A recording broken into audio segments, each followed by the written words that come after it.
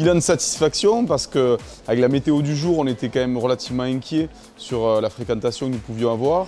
Et à 2h30, on était déjà plus de 550 visiteurs qui sont venus par intérêt pour nos activités, pour se renseigner. Donc on est plutôt à ce stade très satisfait. Je suis arrivée avec toutes mes questions et j'ai réussi à obtenir des réponses claires sur des choses qui m'étaient complètement inconnues et un petit peu étranges au départ. C'est très agréable d'échanger avec eux, d'avoir un peu leur ressenti, répondre à leurs questions. Et puis c'est souvent, quand on leur parle archives mémoire, on leur présente nos activités à ce sujet, ils sont assez étonnés. Parce qu'ils pensent pas ils n'ont pas cette vision des choses, en fait, cette perspective sur le long terme.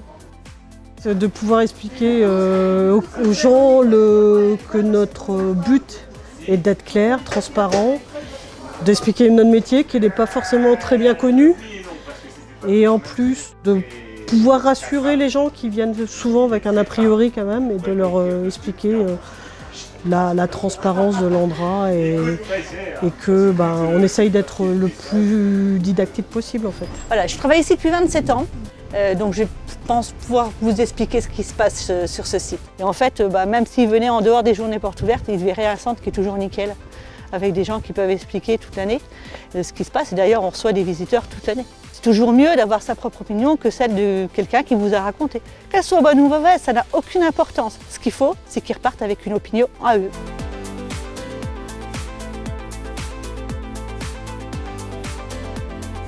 La supervision technique est quand même extrêmement importante, aussi bien par des prestataires extérieurs qu'internes. Et c'est vrai que ça permet d'être rassuré sur la façon dont est encadré le site. Et je pense vraiment que ça permet d'avoir un point de vue beaucoup plus précis sur ce qu'on y fait déjà et puis sur la façon dont c'est géré.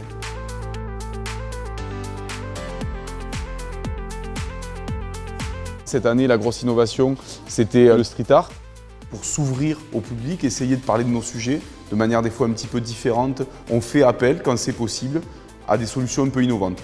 Le recours à un artiste comme Argadol était une de ces solutions.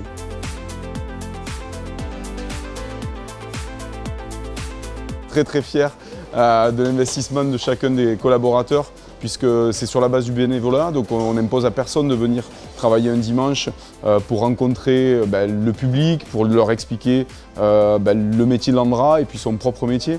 Comme vous le savez, il y a beaucoup de métiers différents à l'Andra pour répondre à nos missions.